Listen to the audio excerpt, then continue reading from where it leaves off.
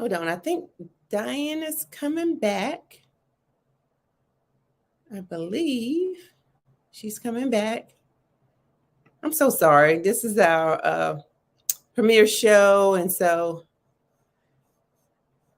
I think.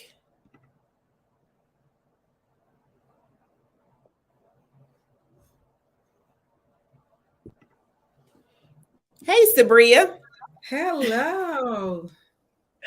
Well, I think Diane is having a little technical difficulties. And so I think we're just going to try to keep moving on. I don't, I think our tech support is trying to get her, get things together. So we're just going to kind of keep going on so we don't lose this time because I know your time is so valuable and you're so busy. So just a couple things just to kind of tell us a little bit about yourself and kind of what you do and, what's your role in real estate? So I am the the owner and broker of Scott Realty Professionals. We are located where our main office is located here in Savannah, Georgia. We have another office in Garden City, which is also in Chatham County, the main county for Savannah. And then we have an office in Bluffton, or, some people call it Okatee, but, it's in the Bluffton area in South Carolina. So we function in 2 different states. And we have 3 offices. Although we have agents that spreads out throughout Georgia and different areas in South Carolina, but we service the South Carolina and the Georgia area. Okay. All right. Well, that's awesome. So, real estate, I know a little bit about you just because I'm one of your realtors in your firm. So I'm excited to have you today. But just tell us a little bit, how did you decide to get into real estate? So it's funny because when I was young, I used to always ride around with my aunt. And when I say young, I mean like in middle school, right? I used to live with my aunt here in Savannah. And she would waste a lot of agents' time. She would call them and have them showing her houses and know that really wasn't where she was in terms of buying. And I really enjoyed that. She'd ride around and look at homes. And I realized, you know what? That's something that I like. Now, during that time in middle school, of course, I didn't have any real estate agents around me. So I didn't really know what that looked like. Right. So I didn't know how to be an agent. I didn't know anybody that was an agent. So it wasn't something that I said, okay, I'm going to be a real estate agent. But as I got older, went on to high school and then graduated from high school, then I realized, oh, this is something I can definitely do. And I've always been a salesperson as well. Oh, okay. Well, awesome. Well, so once you got past that, what year did you start your own real estate firm? In 2013. So in 2013, Scott Realty was born, and it was not by choice. So I tell people all the time that many times God plays tricks on you sometimes. He kind of does what he want to do versus what you want to do. So that wasn't my intention. I'm the type of person that I don't have to have all of the headache. I don't have to be in charge. I just want to be in charge of what I got going on. So, but I was kind of pushed out and forced to move into my own company. And then from there, it just all fell in place. So, I truly know that these were definitely things that God wanted, that he put in place. So it's not always what we want to do. But, initially, when I started school, I got my undergraduate degree in early childhood education and my master's degree in special education. I didn't even want to do that. I want to be a physical therapist. See how God works? But he made me a teacher to actually make me a better instructor, a better agent, a better broker. So it just all worked hand in hand. Okay. So explain to us a little bit about what's the difference between being a real estate agent and being a broker. Is there a major difference in that, or? Yeah, so it is a difference. I wouldn't say, it just depends on to what capacity. You know that because you're a broker, right? Yeah. And Diane is a broker, right? So in y'all capacity of being brokers, it's not really so much different from being a real estate agent because you're an associate broker, but you're not a broker of a firm where you have the responsibility or you're over agents. But a broker can be the managing broker or the owner broker of a real estate company, and basically whatever those licensees do, whether it's good or bad, it could definitely reflect upon that broker and the brokerage itself. So you become responsible for all of those agents or how many ever agents that work for you, versus if you're a real estate agent, you're only responsible for self.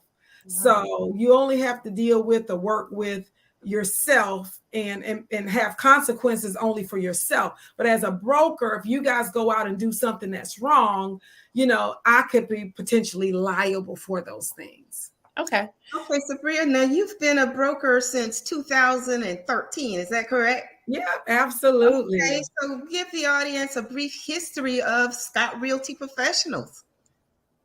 Well, Diane, you was out for a little bit. I know you had a little bit of technical difficulty. Yes, I did. But Diane, Angie E. and I kind of went over.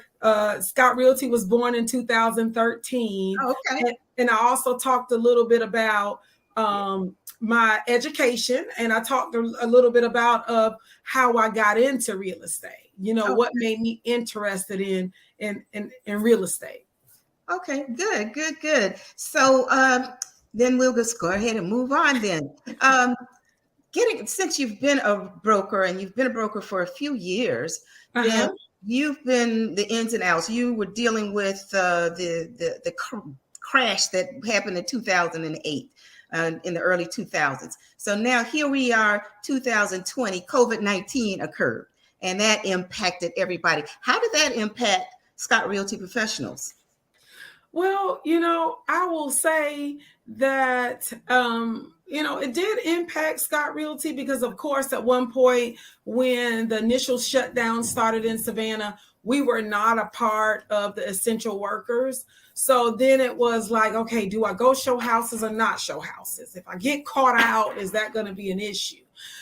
So once the mayor, which the mayor is also one of my friends, I reached out to him and I let him know how essential we were and how people's lives depended on us. And we had people that were relocating from out the area. We had people that had no place to go if they didn't close. So not only should we continue to work, but also attorneys and lenders and just everybody in the industry that's helped making it possible. So then we became essential workers. So that is just awesome. So we were able to keep working, but there was a slowdown a couple months during the pandemic. I would say that March, April, May, but then it kicked right up. And then, you also know we're in the market.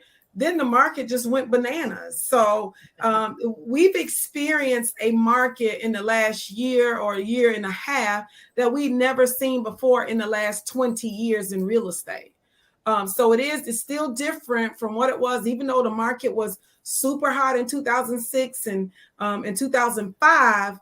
And, back then, you could state your income, anybody could get a loan. So you just had buyers from everywhere getting loans. And some of those buyers were buying houses and they shouldn't have been, should have never even been qualified. But we're dealing with a market where we had a pandemic that had a huge effect on how our market performed and just everything that happened.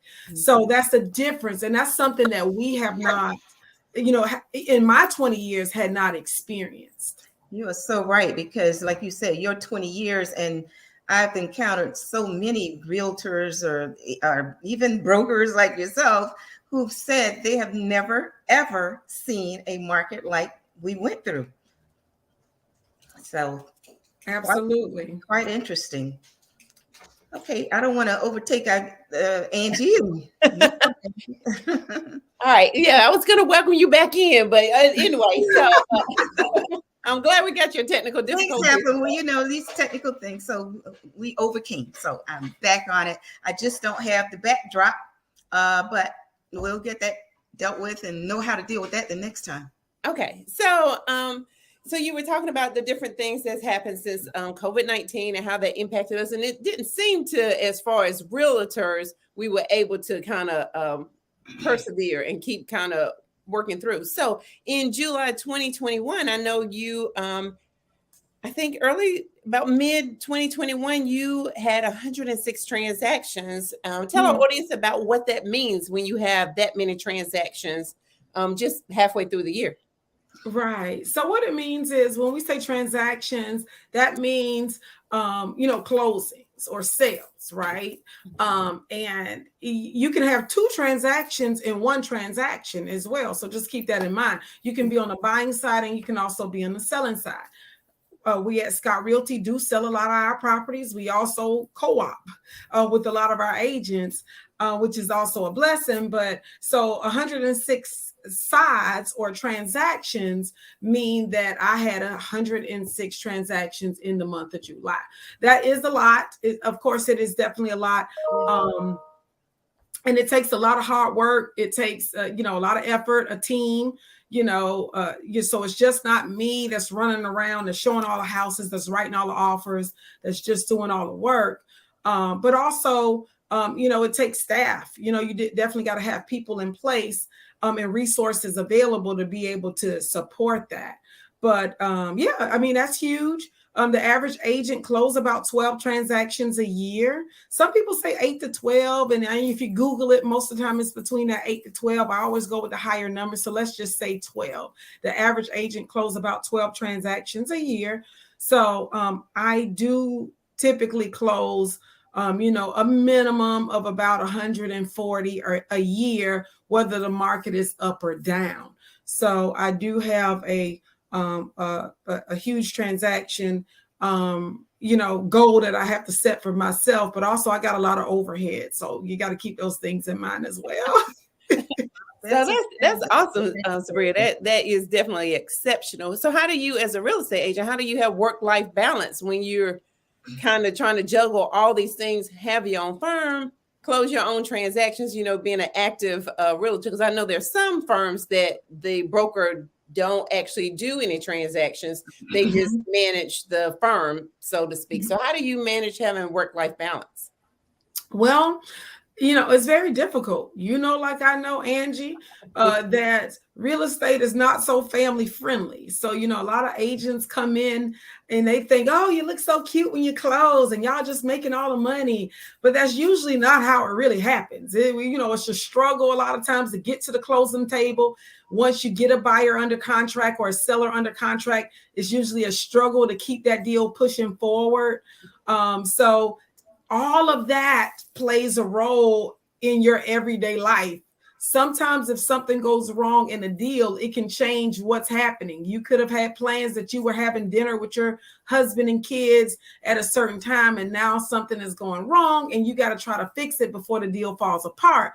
So we know that sometimes our lives in real estate is really not family friendly. And sometimes you think back when you had that 9 to 5 or 8 to 4, like, man, I just wish I can just be done with work and not have to answer my phone after 4 or 5.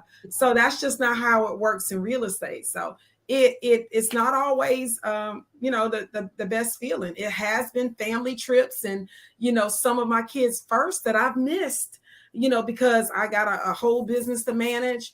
And I got buyers and sellers that I'm working with. So it can be tough on top of, managing, 80 agents now at this point. Now, one thing I will say that I'm very thankful for is that I do have some real supportive agents, just like yourself, Angie. You step in a lot of times and have co-taught with me some of my new agent training classes and also some of my new agent orientation classes. So I do have some team players, that work at Scott Realty. So I'm very thankful that I do have agents that definitely helps out, that definitely steps in and help a lot of the new agents along the way. Well, Okay. speaking of your agents, now Scott Realty has grown, Scott Realty Professionals, that is. Scott Mhm. Realty Professional has grown a lot. I know Mhm. since when I came in 2018, it probably was about 30 agents at the Uh-huh. time. Uh-huh. And it has been tremendous growth since then. So tell the audience about the growth of Scott Realty in terms of number of agents and how that's fared for you. Yeah, so Scott Realty have grown tremendously over the past years, and we continue to grow. I have agents that call me daily or every other day that reaching out, or they're in school. So people that are in school and looking to be real estate agents that have been inspired by me, or even some of our Scott Realty agents, to now become a real estate agent, and they reach out and say, hey, I'm working on it. This is where I am, and I definitely want to join. So I think social media plays a huge role in that as well, because, we post a lot of things, a lot of activities, a lot of things that we involve, a lot of community service, events that we participate in. And then also you guys post a lot of cute pictures, and you're at closing deals, and, they just think, oh, just life is great, with being a real estate agent. So that is also assisted. So I thank y'all also for helping recruit. Scott Realty have definitely grown. We're now up to 80 agents. And that is between South Carolina and Georgia. We do have agents in Augusta, the Atlanta area. We cover Charleston, Hilton Head, Beaufort, the Bluffton area, and just, probably half of the state of Georgia. So we are out there and we are working. And, if anybody needs anything, call Scott Realty. How difficult is that to manage a firm where you are doing real estate across more than one state? Well, it's just funny because, COVID has now changed a lot of people's thought about, being across half the world, right? And, you can now live in Savannah and make California money, right? And just work from home. So now it's so different than what it was before. So even with agents being in Atlanta, Augusta, Yemassee, Beaufort, and they may be an hour, 2 hours away, or maybe even 3 or 4 hours away.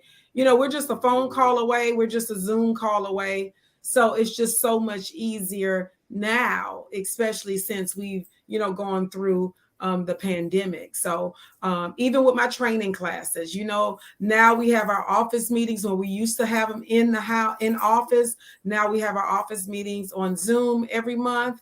All of the agent trainings are mostly on Zoom, except for the last class. So all of that has really been working out. So it definitely supports, having a larger number of people without them having to be physically in the building. And of course, you guys know with real estate, mostly every real estate agent got a home office. So you don't have to be in the office, with people or anything. Most of the time you're running out, you're showing houses, you're doing listing appointments, and you're running back home, trying to get paperwork together and trying to, cook or get yourself together at home as well at the same time. So many real estate agents have their own home office. So it's not how it used to be or how it used to look back 10, 15 years ago, where everybody came in the office and if you're not in the office, you're not making money. That is absolutely not the truth. A lot of my top producers don't even come into the office. So you can definitely be home. So that definitely works, especially for real estate. Okay, I think, Sabriya, great conversation thus far, and we're loving it. Now we got to take a commercial break though. So hold on a second, and we're going to come back and get back on Scott Realty Professionals and Sabriya Scott, the owner broker. Commercial.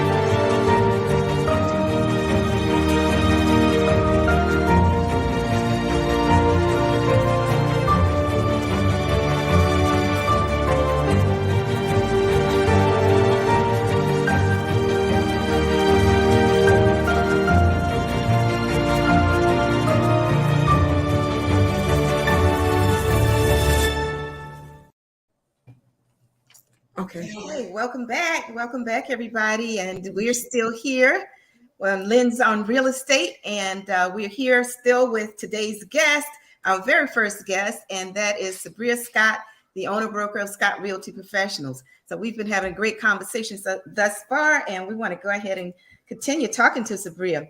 Now, Sabriya, you have several professional real estate certifications and designations, and we're going to talk about a few of those.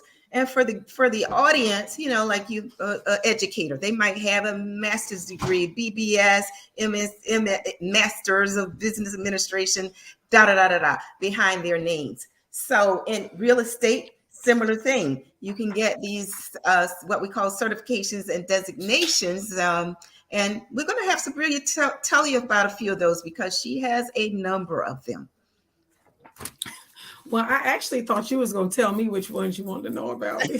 Well, in particular, let's talk about the one I know you have, the general ones. Let's talk about the EBS and the SRS, those two generalized ones. But then I think you recently got one that deals with your consulting, and one that deals with I don't know whether you with the luxury, but I believe you got some certification or designation about consulting. Did you not? Well, I've taken some consulting classes, and it's just a little bit different in a consulting world than what it is in a real estate world. So they don't necessarily consider, you know, when you take classes and you finish that it is a designation, right? Okay. So like one of the best designations I have is GRI, and that is the Graduate Realtors Institute. That one is probably the most time consuming and probably the most difficult designation that you'll get outside of getting a commercial CCIM designation. So that's a whole nother level. But Graduate Realtor Institute is kind of like the master's degree in real estate, right? So it is a 3-part class, a 3-part series of different classes. And you really, really learn a lot. And so I would say that is one of my favorites. I learned the most with that designation. I just learned how to be a better realtor. I learned things about marketing. I learned things about budgeting. I learned things about my taxes. I learned things about, you know, managing and owning a brokerage. So it was, you know, very instrumental in a lot of the things and a lot of the things that I implement within Scott Realty. So a real GRI is one of the best designations that I would recommend an agent to look at. Another one I think is really good is the MRP. That is the military relocation professional. And basically, it just helps you understand how it is to work with military buyers. Sometimes you're working with buyers that are not here locally, and we got to go out and video houses, and you know we got to be to the walkthrough, and we got to be to the home inspection, and so it just talks about and prepare you as an agent or broker on how to better service our servicemen and women. So I think that is another designation that I really like.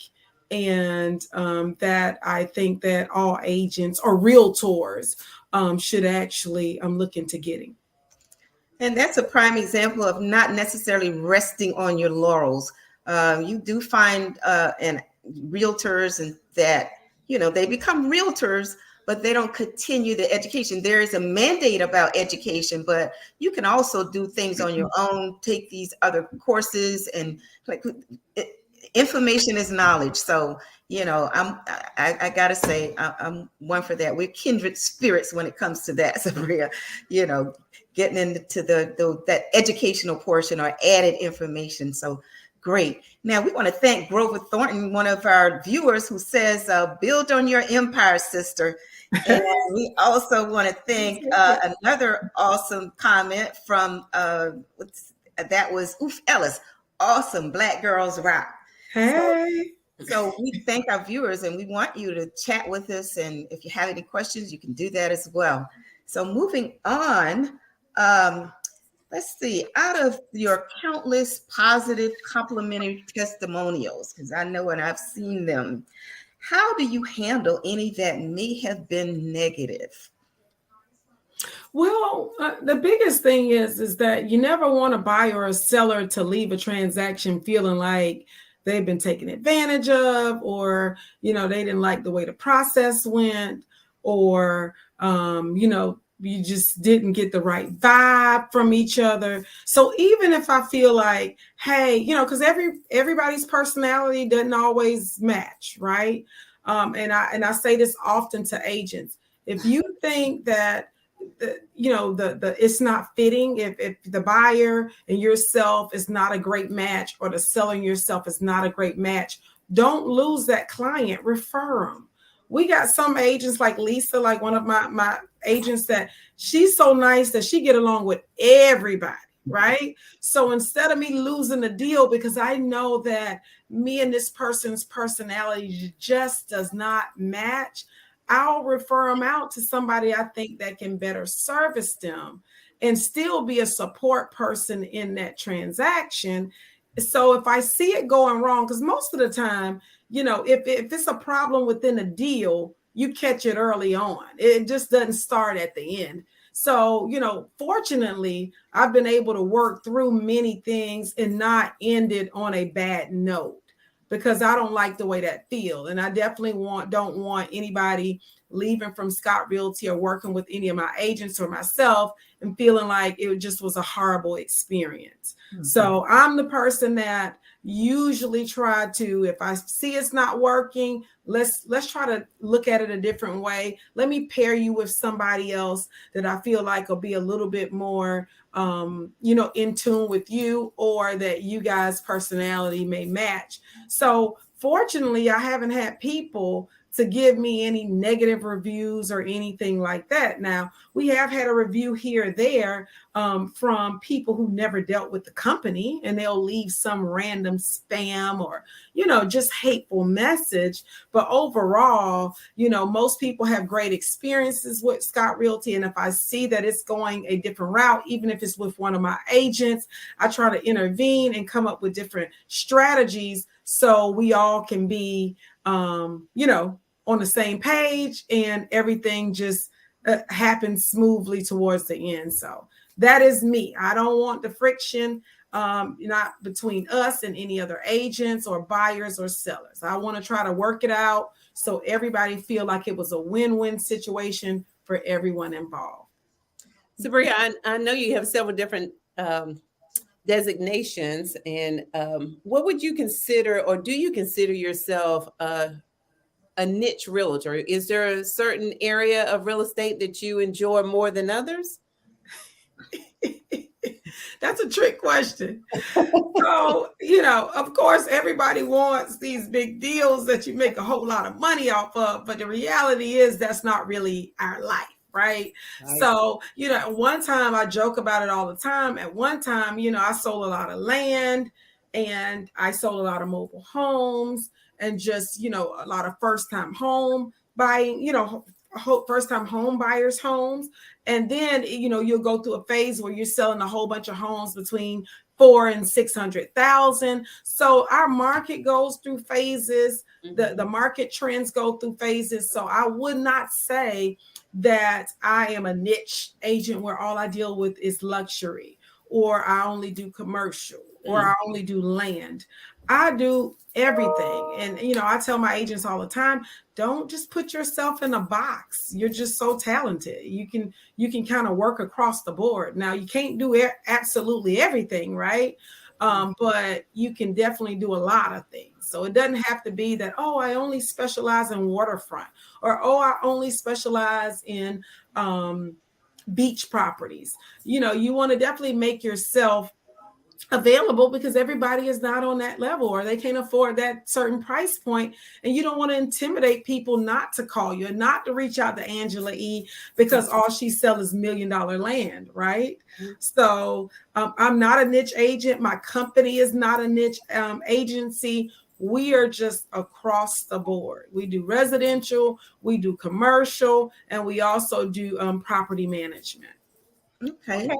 So, Sabriya, tell us a little bit the difference between residential and commercial properties. Tell the audience a bit about that. Right. So residential are properties that you live in, right? So, as a homeowner buy a single family home, that's residential. You can buy a property that is a 4-unit home, that's residential.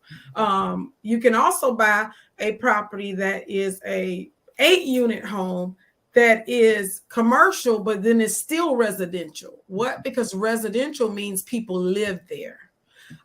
Commercial is typically your commercial buildings. That could be a restaurant building, that could be an office building, that could be a car lot, it could be a gas station, but it also can be a house.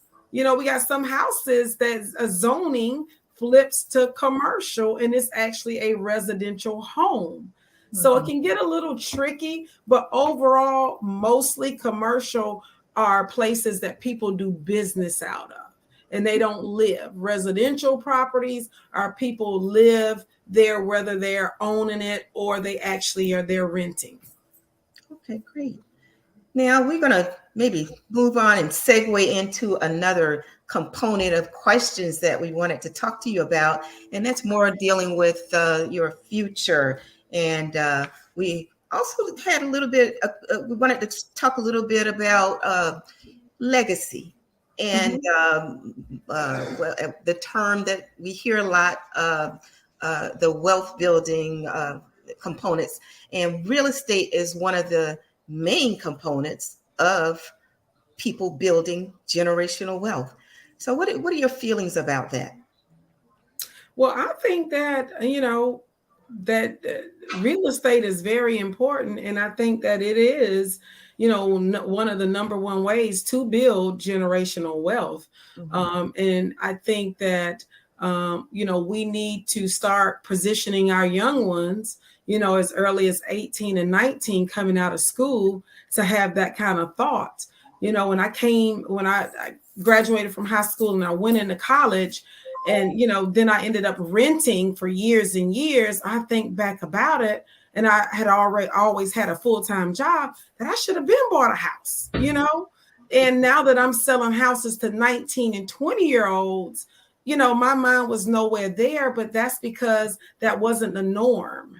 And that's not what my friends were doing. That's not what was around me, right? So I think that one of the things that we need to do and do a better job of is educating our high school students that how important real estate is and how it builds generational wealth. And if you're going to get out of school and you're going to move out your mom's house because you can't wait to get out, but you're going to be renting for another 5-10 years, you could actually buy as long as you have a job. So I think real estate is ideal. And I'm going to be honest with you right now, what real estate is doing, whether you're doing rentals, vacation rentals, long-term rentals, it's going to give you a much better return than what your 401k is doing right now. So I think that real estate is necessary to be a part of your portfolio for generational wealth. And I just recently taught a real estate intro to investing class. And we had over 75 people that joined the actual class. And I was super excited about that, just to know that so many people are now interested in it and realize that real estate is one of the main ways for you to start building that generational wealth. Okay. Yeah, I think 100% agree with what you said, Sabriya. I know a lot of times I tell my clients, as long as they're paying rent, they're making their landlord wealthy as opposed to creating something for themselves. So just speaking about today, what is, in your opinion, what do you think the market is doing now? Well, I think right now the market is leveling off. It's becoming a little bit more stable. Because of the rise in the interest rates, of course, it is affecting our market. We've seen that over the last 2 months, where at one point you had 30 buyers and had you run around with your head chopped off, showing houses, 10, 15 houses, losing bids left and right. And now, it's kind of quiet. A lot of those buyers say, hey, the interest rate is too high.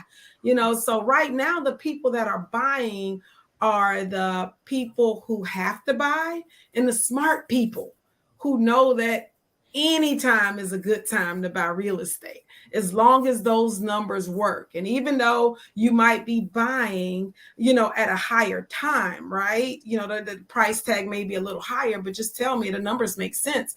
If I'm going to buy a property at $150,000, and my payment is going to be $1,000, and I can get $1,700 in rent, that's a no-brainer. So even though that same house a year ago was worth maybe 110, so now I feel like I'm overpaying, but I'm not really, because the rents wasn't $1,700 2 years ago or a year ago, right? So you just have to explain to your clients and explain to people why it's always a good time to buy. And even though the interest rate is higher than what it was a year or two ago, but we may not never see 3% interest rates again. Honestly, when you look back now at 2006, 2007, we were right where we were then. I mean, the interest rates were 6%, 6.25%. And that's where we are now. Yeah, I agree. I sometimes I tell my clients that when I bought my first house back in the 90s, I might be dating myself. I had 11% interest rate, and I thought, oh my gosh, that's so good. I think back in COVID, and that was during the Clinton administration, but I think during COVID, I think that was just a fluke time, for interest rates to be as low as they were. So looking toward the future, what do you see for your real estate firm in 5 years? Well, I'm just following God. I tell people all the time, God, I don't know where you're taking me, but hey, I'm in it for the ride. I'm in it for the long run. So that's what I would say. I'm continuing to educate my agents. I'm continuing to support my agents. And I am continuing to support our community. So as long as our community continue to support us back, we're here to stay. And, 5 years from now, I don't know exactly where I'll be, but it will definitely be in God's path. Would you ever consider retiring from real estate? Yeah, so I wouldn't say retiring because I'm scared of that. Like I'm seeing people get older and not really moving around and doing stuff, so I think I'm probably going to always be doing something. That I might start doing a little bit more of some of my hobbies and things that I like, down the road more than real estate. But, I feel like real estate was meant to be. It wasn't something that I originally chose. It wasn't even my first choice of a career when I graduated from college. So I feel like it's definitely here to stay. Now, to what capacity, I'm not sure. But Scott Realty continues to make leaps and bounds here in the South Carolina and the Georgia area. We are considered to be a small and definitely a woman-owned, minority-owned firm. And the numbers that we are turning is that, we're not a franchise. We are up there with those franchises. So we are truly blessed here, and we are continuing to grow. So, Sabriya, do you feel like you've broken the glass ceiling? Is there one in real estate? Do you feel like you've broken it? So I don't think, to me, there's no ceiling. And it's funny because when I first realized and learned, when I was in real estate school, that no one could control my income, no one could control my ceiling, that is what had me over the top. Because, me as myself as an educator, it's every dime I make is pretty much a systematic growth, right? At a certain point of education level, you make this. If you've been in the education for 3 years, you make this, then you move up to this and that. But at some point, this is your top, right? So you'll be there for at your top for 20, 30 years, and that's just where you are. Well, for me, that was a problem, and when I realized with real estate that I determine what my income is, I determine what my ceiling or my cap is. And if I didn't want to put a cap or a ceiling on it, I didn't have to. So I would definitely say that there's no ceiling and there's no cap for myself. Sounds good. Sounds good.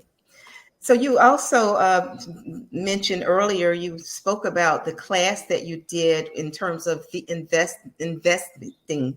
And I attended that class. It was a wonderful class. You spoke also about, you having, development of your personal portfolio. You currently have a number of units under your belt. Can you talk a little bit about that without having to divulge everything, but just share a little bit about you personally and your growth in real estate, coming up with your properties and portfolio? Yeah, so in 2005, my sister and I, we purchased our first investment property, and it was a duplex here in Savannah. And then right after that, I closed on my primary residence, and then we just kind of went from there. So now I own, I guess, maybe over 30 units. I do own 3 commercial buildings now, and all of them are multi-unit buildings. And I do own quite a few residential single family homes. So I am consistently, steadily building my portfolio. Now that I know what I know now, and I didn't know back in 2008 and 2009, because I should have bought up a whole lot of properties when the market was like, crazy with foreclosures. But I learned as a responsible and an educated realtor that you don't just wait for those times. You continue to buy as long as the numbers make sense and as long as it fits your strategy in investing. Fabulous. So if someone wanted to get into real estate as an agent, what would be your best advice for them? Well, the first thing I would say is definitely, research and then shadow. Research the business, understand that it is 100% it's commission based, and that you have to work really hard. It's not easy. You guys know, like I know, me getting into real estate, I didn't have a lot of direction, didn't have shadowing opportunities, didn't have a lot of support. So I kind of had to figure out things on my own. Also, my sister, she had became an agent the year before me, so she was also very supportive. And she's in the Atlanta area. But I recommend that you definitely research, you shadow agents, spend a day in the life of an agent to see if this is something that you're really interested in. Because you got a lot of agents that go to school, get their license, and realize that real estate is not for me. I'm scared to go in houses. I don't like people. I don't want to give out my car, So you got to make sure that this is really for you and that you are truly a salesperson.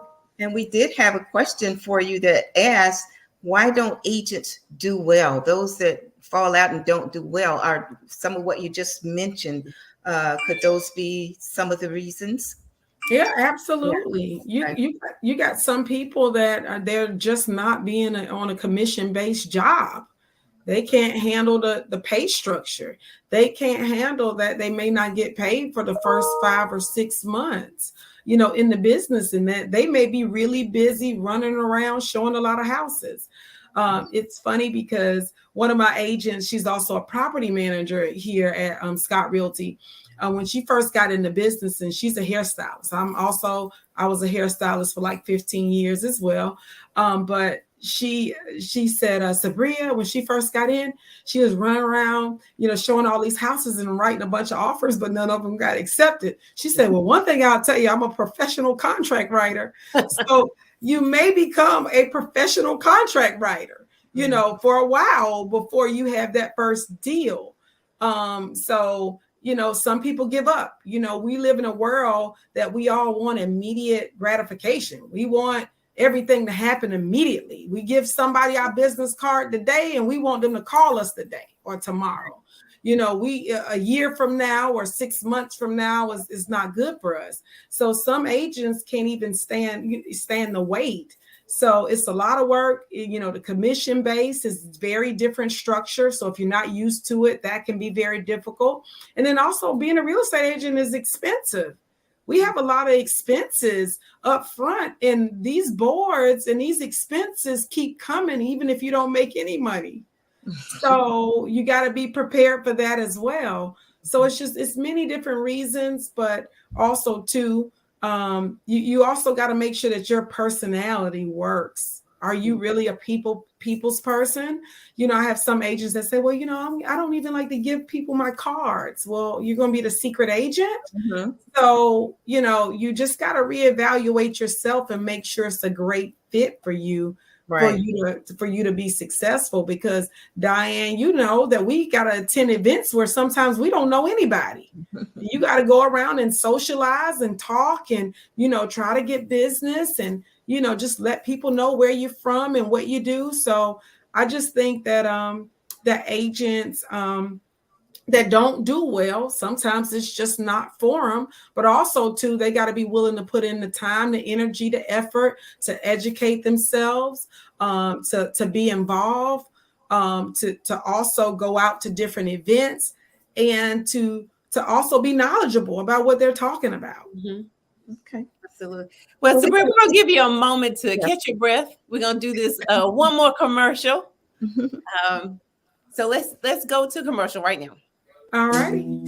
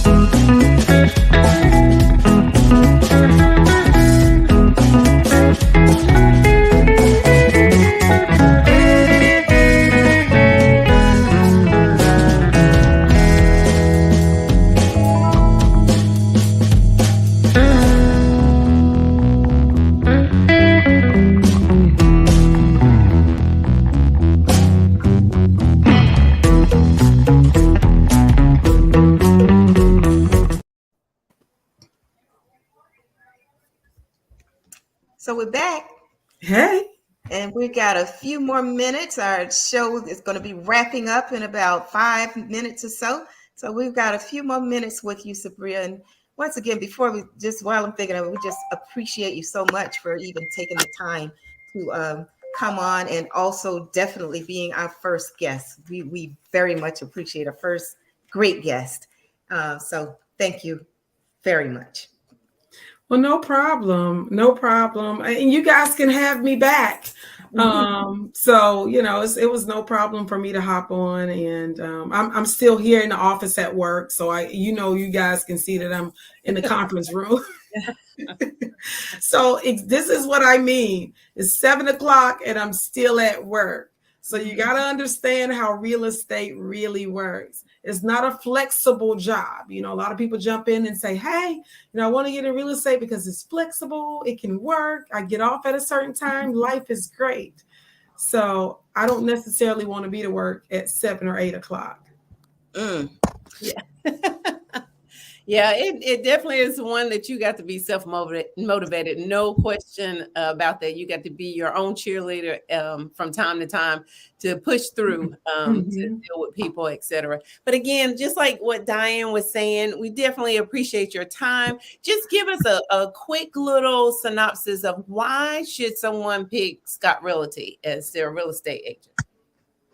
Oh, well, I mean, look at you guys. Y'all are on a podcast. Both of y'all are with Scott Realty. Both of y'all are associate brokers. So that is one of the reasons that, you guys are educated and y'all don't mind going to school. Y'all don't mind, doing the research and just doing the things necessary to go above and beyond for your clients. So that is the number one reason why you should definitely choose Scott Realty. We are community partners with so many different organizations. We give back a tremendous amount of our time, financial support, etc., to our community.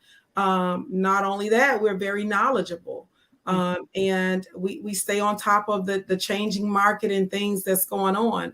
As Diane said, that, she's kind of like me, or I'm kind of like her because she's my aunt, that we don't mind going to class, and we don't mind getting designations, and we don't mind, the training, and just, learning how to be better, learning how to better assist our clients. And that is what Scott Realty is all about. So I am, as I always say, I'm a professional student. We love what we do here at Scott Realty. We work as a family. We support one another. So it is no reason why you should choose any other firm other than Scott Realty, other than Diane, other than Angela E., to be your real estate agent. No reason whatsoever. And I always tell, when I do a buyer consultation or a seller consultation, I always tell them, I've been in real estate for 4 years. However, my broker has been in real estate for well over 30, you said 20 years, right? Yeah, 20. Yeah, so, and I said, if I don't know the answer, I know she does. So, because one thing too, you don't want to give wrong information and want people thinking you know everything. But I do let them know we got the wherewithal to get you the information that you need and get it correctly. So absolutely. Yes. So once again, Sabriya, thank you so much for joining us today. And hopefully our audience, and I know they have, not hopefully, they have enjoyed you, because I see the comments that have come in. They're just very complimentary. Great advice, ladies. I pray that other young ladies will see this. So how great can you get with that comment? How great can you get? So we thank you, Sabriya. So we're going to let you go, and we're going to close out this first episode of Lens on Real Estate. So we'll talk to you soon. And Angela, we're going to hang on in there for a couple of seconds or so. Okay. Well, thank you guys for having me. I wish you all the best. And as I said, just let me know. I'll stop back by.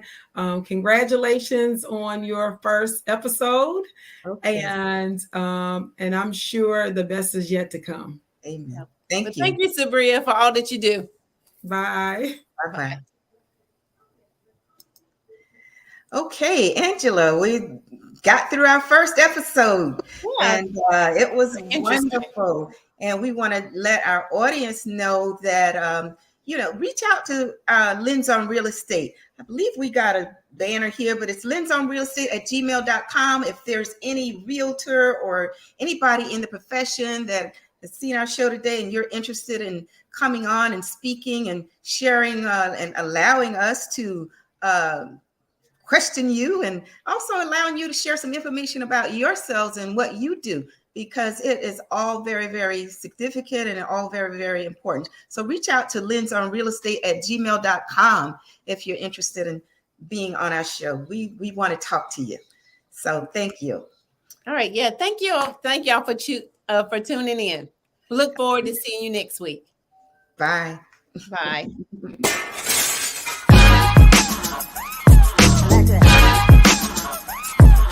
Like